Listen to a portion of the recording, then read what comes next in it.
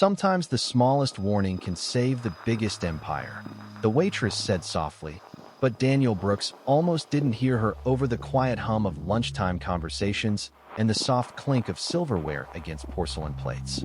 The restaurant overlooked downtown Chicago, 30 floors above the traffic, where deals worth hundreds of millions were discussed over $12 sparkling water and $75 steaks. Daniel sat alone at a corner table, navy suit perfect, Swiss watch catching the afternoon light. His attention split between a merger document on his tablet and the constant vibration of his phone against the dark wood table. Unknown number. Again, he ignored it. Important people didn't answer unknown calls. They received scheduled ones. The waitress approached with his black coffee, no cream, no sugar, exactly how he ordered it every Tuesday. Emily Carter, mid-20s, blonde hair tied back neatly, calm eyes that noticed things most people missed. She placed the cup down gently, but her gaze shifted briefly to the phone, then back to him. A pause, a decision. "Sir, don't answer that call." Daniel looked up slowly, not angry, just surprised. People usually spoke to him carefully, or not at all. "Excuse me?" he asked. Emily didn't repeat herself right away. She just glanced once more at the screen lighting up with the incoming call, then met his eyes again with unusual steadiness. "Just a feeling," she said quietly. Daniel almost smiled. A feeling.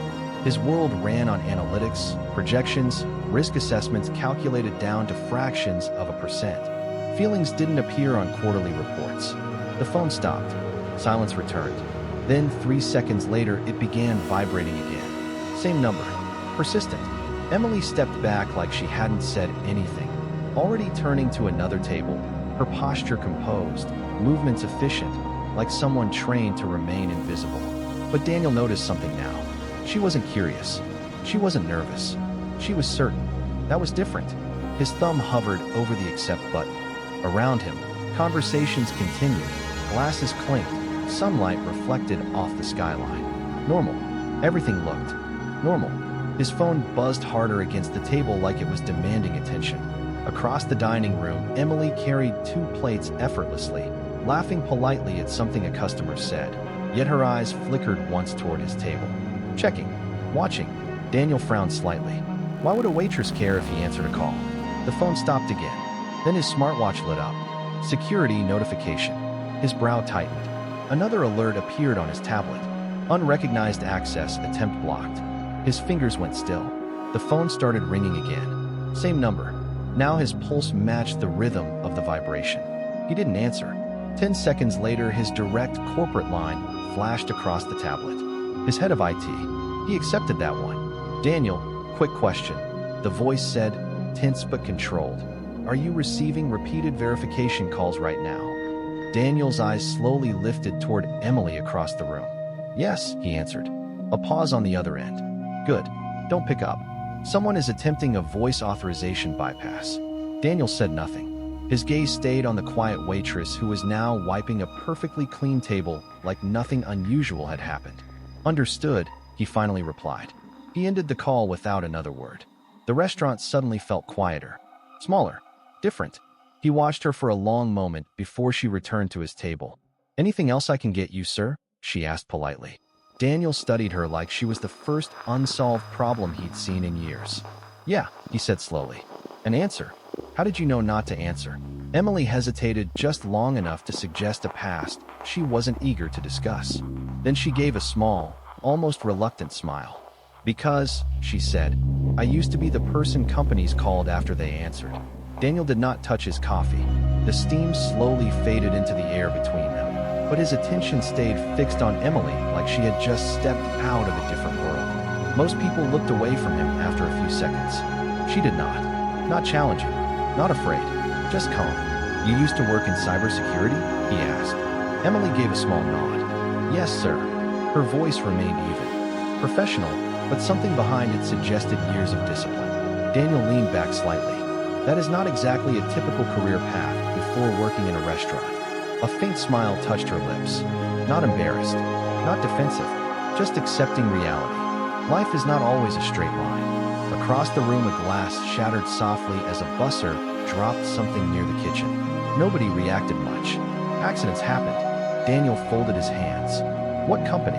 Emily hesitated, not because she did not want to answer, because she was deciding how much truth to allow into the room. Redwood Cyber Defense, she finally said. Daniel's eyebrows lifted slightly.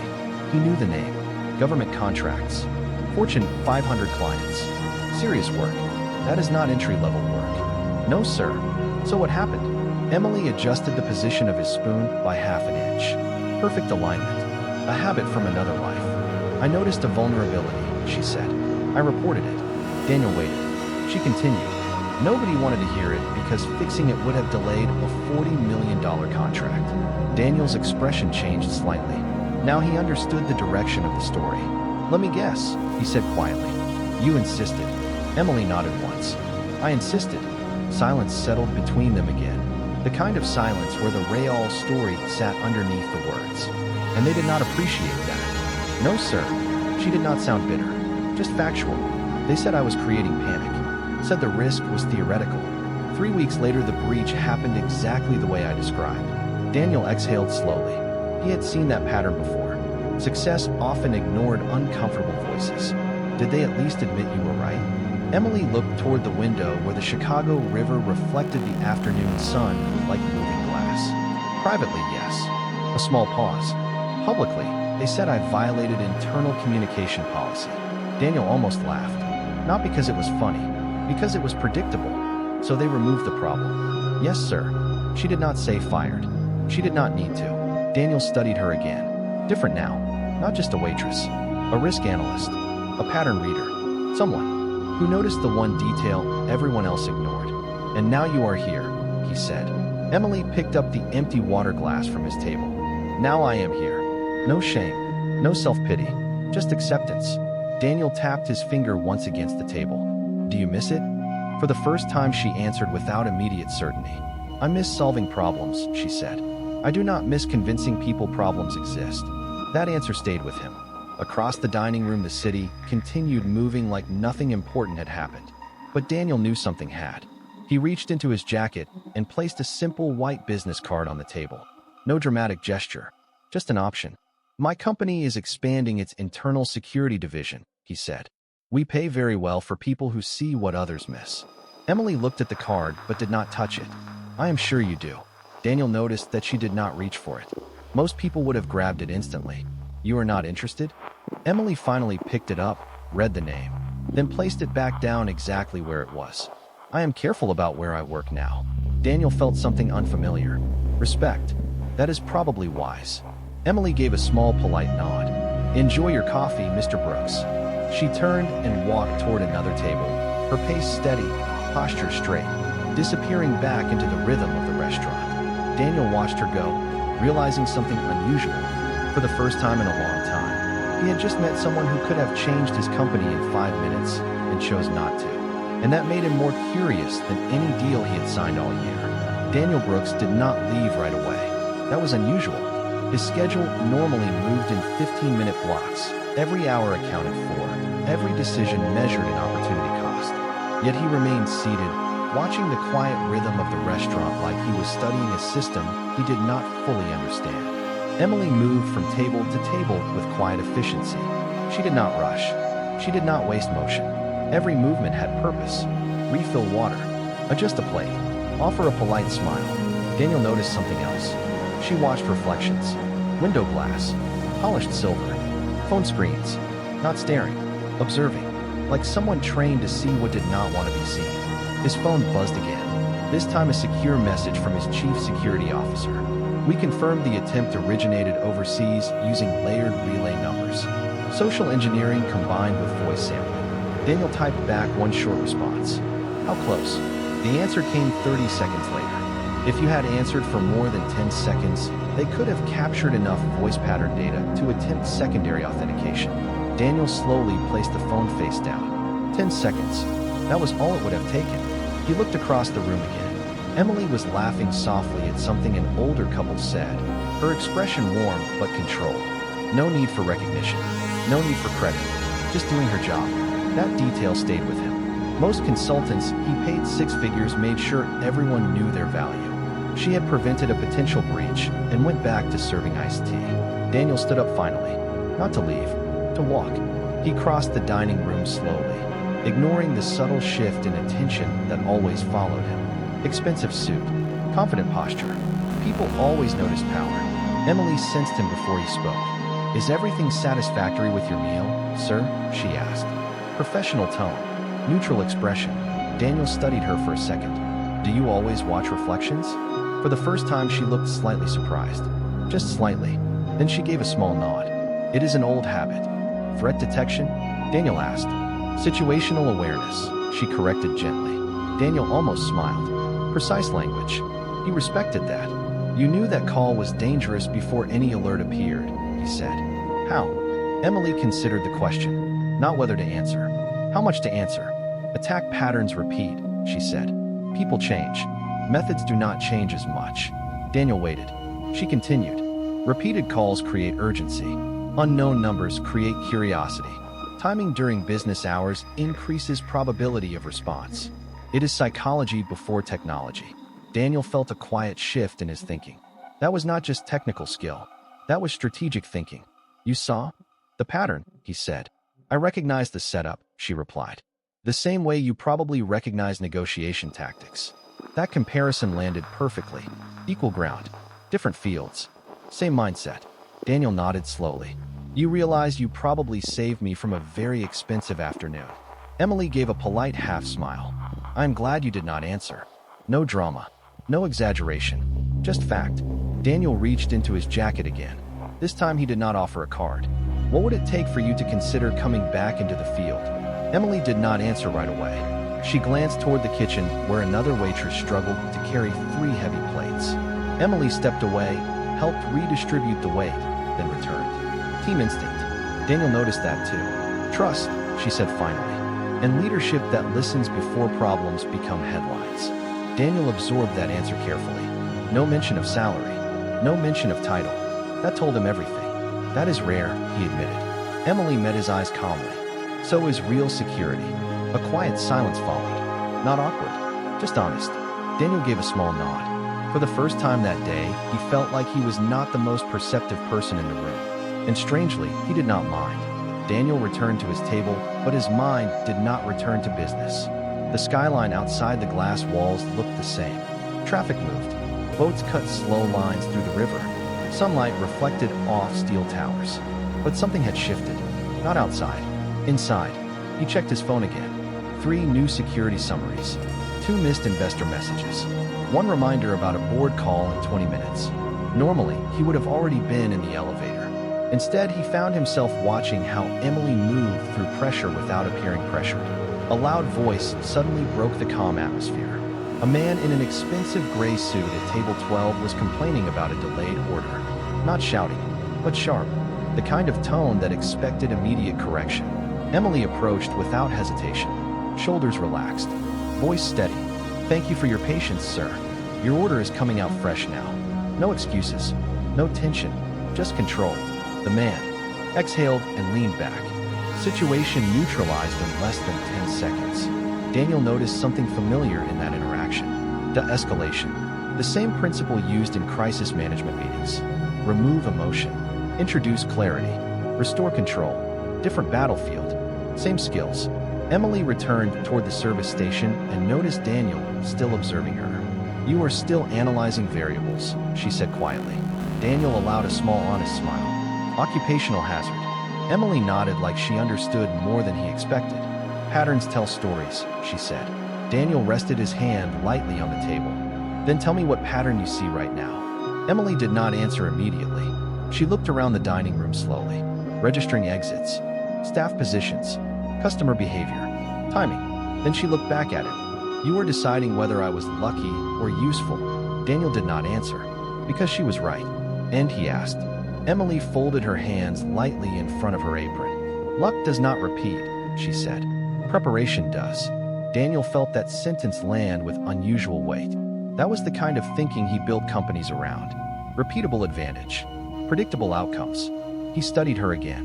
"If I asked you right now what my biggest vulnerability is, what would you say?" Emily did not hesitate this time. "Speed." Daniel raised one eyebrow. She continued. "You move fast. That is why you win. But speed creates small blind spots. Attackers look for leaders who cannot afford to slow down. Daniel considered that carefully. No flattery, no fear, just assessment. And what do you think I should do about that? Emily gave a small, thoughtful pause. Hire people whose only job is to slow you down when necessary. Daniel let out a quiet breath that almost sounded like a laugh. You realize most executives would never say that to me. Emily gave a soft shrug. Most executives are trying to impress you. Silence again. Then she added gently, I am trying to be accurate. That answer stayed in the air between them. Daniel stood up slowly this time. Not rushed. Deliberate. He placed two $100 bills on the table beside the untouched coffee. Not as a gesture of wealth, as a gesture of respect. Emily noticed, but did not react. You did not ask for anything, Daniel said. Emily shook her head slightly. Doing the right thing should not require negotiation. Daniel gave a small nod. That sentence told him more about her than any resume could. He started toward the exit, then paused. Emily. She looked up. Yes, sir. I do listen, he said. She gave a calm, almost knowing smile. That is why you did not answer the phone. Daniel walked toward the elevators with a different pace than when he arrived. Not slower, more aware. And behind him, Emily returned to clearing a table, already blending back into the quiet background like someone who never needed credit to know her value. Daniel stepped into the private elevator and watched the doors close with a soft mechanical whisper. For a moment, he just stood there, hands in his pockets, replaying the last 30 minutes in his mind. The warning, the pattern recognition, the refusal to take his business card seriously. That last part stayed with him the most. Most people leaned toward opportunity. She had leaned toward principle. The elevator descended smoothly toward the lobby, but Daniel was already thinking 3 moves ahead like he always did. Not about profit, about risk. When the doors opened, his chief operations officer was already waiting with a tablet in hand. We contained the breach attempt, she said as they walked toward the black SUV waiting outside. Security says it was sophisticated but incomplete. Daniel nodded once. Incomplete because I did not answer. She looked slightly confused. Excuse me. Daniel did not explain. Some lessons were easier to observe than describe. Inside the vehicle, the city noise faded into quiet insulation and soft leather. His phone buzzed again, this time from his head of security. We should review voice authentication protocols. Daniel replied immediately. Schedule a full review tomorrow morning. And add social engineering simulations. There was a pause before the response came back. That is expensive. Daniel looked out the window at the passing streets. Expensive was relative. Ignorance was always more expensive. Do it anyway, he typed. Then he added one more message. Also expand candidate search for behavioral threat analysts. 5 minutes later, his assistant called through the car speaker. Do you have someone specific in mind? Daniel thought about the calm eyes that watched reflections instead of people. Possibly, he said. Back upstairs, Emily was finishing her shift. The afternoon crowd had thinned. Sunlight now stretched longer shadows across empty tables. She rolled silverware into cloth napkins with precise movements, each fold identical. Another waitress leaned closer. What did that guy want? He looked important. Emily gave a small, polite smile. Just coffee. The other waitress laughed softly. People like that do not come here just for coffee. Emily did not answer, because she knew something they did not. Power often moved quietly when it was thinking. Her manager approached, holding the payment receipt. Emily, that was a very generous tip. She nodded. He was grateful. The manager looked curious. For what? Emily placed the last rolled napkin into the tray. For information. She removed her apron and hung it neatly in her locker. Inside her bag sat an old laptop with worn edges. Not used for years. Not opened since she left her previous career. She hesitated before closing the locker door. Patterns repeat, she reminded herself. But people sometimes change. Outside the building, the evening air carried the cool breeze off Lake Michigan. She stepped onto the sidewalk and began the familiar 3-block walk toward the train station. Behind her, 30 floors above, Daniel Brooks sat in his office reviewing the incident report again. Not because he needed the details, because he was thinking about the one asset his company did not currently have. Someone who noticed danger before alarms existed. Someone who valued truth more than comfort. He opened her untouched business card file on his desk. Then he closed it again. Not yet, he decided. Trust was not offered. It was built. And somewhere in the city, A former analyst who now carried coffee instead of credentials was about to discover that some decisions did not end when you walked away from the table. The next morning did not begin quietly. Daniel Brooks arrived at his office before sunrise, earlier than usual, earlier than necessary.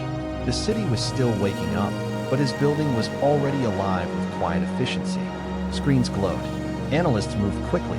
Coffee machines hummed in the background. The overnight report was waiting on his desk. He did not sit immediately. He read it standing. Every line, every timestamp, every failed attempt. The pattern was clear now. Coordinated, patient, designed to look ordinary until it was too late. His head of security stood nearby, waiting. "We reinforced the authentication layers," she said. "Additional voice distortion checks, behavioral tracking, anomaly detection."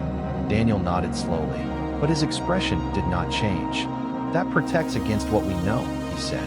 "What about what we do not know yet?" The room went quiet. That was the difference. Systems reacted. People anticipated. Daniel turned toward the glass wall overlooking the city. "Run the simulation," he said. "Now." Within minutes, screens shifted. A controlled test began. Fake calls, fake access attempts. Internal teams responded. Timers tracked reaction speed. Data streamed across monitors. It looked impressive, efficient, organized. And yet Daniel noticed something. The system responded after the trigger. Always after. Never before. He folded his arms. "Stop it," he said. The simulation froze mid-sequence. His security team looked confused. "Sir," Daniel turned back. "We are defending reactions," he said calmly, "not preventing decisions." Silence again. Then he added, "Yesterday someone outside this entire system identified the threat before any alert existed. That changed the atmosphere. Curiosity replaced confidence." "Who?" someone asked. Daniel did not answer directly. Instead, he walked to the conference table and placed a blank notepad in the center. "I want one thing," he said. "Not better software. Not faster alerts. I want someone who can look at a situation and say something feels wrong before anything confirms it." His team exchanged glances. That was not a typical hiring requirement. That was instinct, experience, judgment. Those people are rare, his head of security said carefully. Daniel nodded. "That is why they matter." Across the city, Emily sat at a small table in her apartment, her old laptop open for the first time in years. The screen illuminated her face in the quiet morning light. She had not planned to turn it on, but something about yesterday stayed with her. Not the offer, not the money, the conversation, someone who listened. That was different. She typed slowly at first, then faster, accessing old notes, old reports, patterns she once studied every day. Her fingers remembered even if she had tried to forget. Lines of analysis appeared on the screen. Behavioral triggers, timing sequences, psychological entry points. The same structure she had seen at the restaurant. She paused. Then she opened a new document. Not for herself. For clarity. She began writing what she had told him in fragments. But this time complete. Structured. Precise. Across town, Daniel received an internal message. "We can recruit top analysts from 3 major firms." He read it once, then replied, "No, I am not looking for resumes. I am looking for perspective." He set his phone down and looked out at the skyline again. Somewhere in that city was someone who had already proven what his entire team was trying to build. Not with resources, not with systems, with awareness. And for the first time in years, Daniel Brooks realized something simple. The most valuable asset in the room was not always the one sitting at the table. Emily did not expect the message. It arrived quietly, like everything else important in her life, without announcement or urgency. An email. No subject line, no signature branding, just a single line of text and a file attachment. She stared at the screen for a moment before opening it. The message read, "If you were in charge, what would you change?" No greeting, no pressure, just a question. She leaned back slightly, studying the words like they were a pattern themselves. It was not a job offer. It was not a test in the traditional sense. It was something else, a signal. Across the city, Daniel Brooks stood in his office, watching the skyline but not really seeing it. He had sent the message. Himself. Not through assistants. Not through formal channels. Direct. Simple. He wanted to see how she thought when she was not being observed. That was where real answers lived. Back in her apartment, Emily opened the attached file. a redacted version of the previous day's attempted breach. Clean, structured, missing nothing important. Her eyes moved quickly across the data. Timestamps, access points, behavioral markers. She did not rush. She did not skip. She followed the flow the way she used to, letting the pattern reveal itself instead of forcing conclusions. 10 minutes passed, then 20. Outside, the city noise faded into background rhythm. Inside, the old instinct returned fully. She reached for a notebook, something she had not used in months, and began writing by hand. Not solutions first. Questions. Why this timing? Why repeated attempts? Why voice-based entry instead of system-level infiltration? She paused, then circled one detail. The spacing between calls. Not random, not automated. Measured. Someone was watching response behavior in real time. That changed everything. She turned back to the laptop and began typing. Not a report. A narrative. Step by step. What the attacker expected. What the system did. Where the gap existed. Not in code. In assumption. She wrote for almost an hour without stopping. No hesitation. No doubt. When she finished, she read it once. Then closed the document. She did not send it immediately. Instead, she walked to the window and looked out over the street below. People moved quickly. Cars passed. Everything normal. But she knew something most of them did not. The most dangerous problems rarely looked urgent at first. Back in the office, Daniel checked his phone again. Nothing yet. No reply. No attachment. He did not follow up. That was part of the test. Pressure changed behavior. He wanted clarity, not performance. Minutes stretched. Then his screen lit up. One new message. No subject line. No extra text. Just a file. He opened it immediately. His eyes moved across the first page, then slowed, then stopped. He read it again, this time more carefully, not because it was complex, because it was precise. It did not just describe what happened. It described what almost happened. The difference mattered. He leaned back slightly, a quiet realization settling in. She had not only understood the attack, she had predicted the next move. Without access, without tools, just observation. Daniel closed the file and looked out at the skyline again. The city had not changed, but his understanding of what mattered inside it had. Somewhere, a waitress who no longer called herself an analyst had just demonstrated something his entire team had been missing. Not skill, perspective. And for the first time since the incident, Daniel Brooks did not feel ahead of the situation. He felt like he had just caught up. Daniel did not call her. That was the first decision that surprised his entire executive team. Instead, he walked into the morning briefing and placed a printed copy of her analysis on the table without explanation. "Read page 3, he said. The room fell quiet except for the soft rustle of paper. One by one, senior analysts leaned forward, their expressions shifting from curiosity to focus. Page 3 was not dramatic. It did not contain warnings or bold conclusions. It contained a simple observation. The attacker was not testing the system. The attacker was testing the people. Daniel watched as that realization moved across the room. Someone finally spoke. "We built defenses for infrastructure," the analyst said slowly, "but not for behavior." Daniel nodded once. Exactly. He did not mention her name. Not yet. Meanwhile, across the city, Emily stepped back into the restaurant like any other morning. Same uniform, same routine, same quiet presence. But something inside her had shifted. She had opened a door she had kept closed for a long time. And now she could not pretend she did not see what she saw.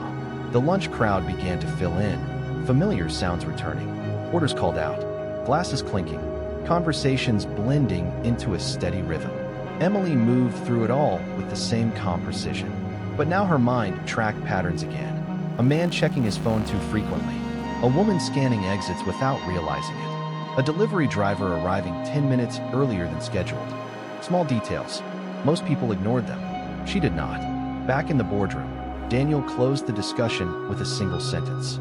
"We are changing how we define security." No one argued.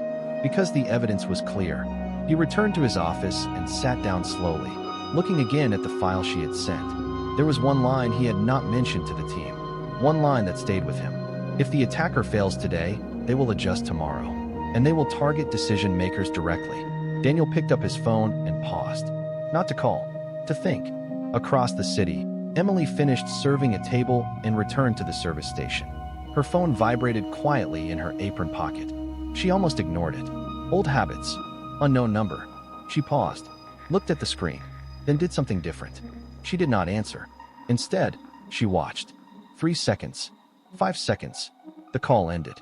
Then immediately started again. Same number. Persistent. Her expression did not change.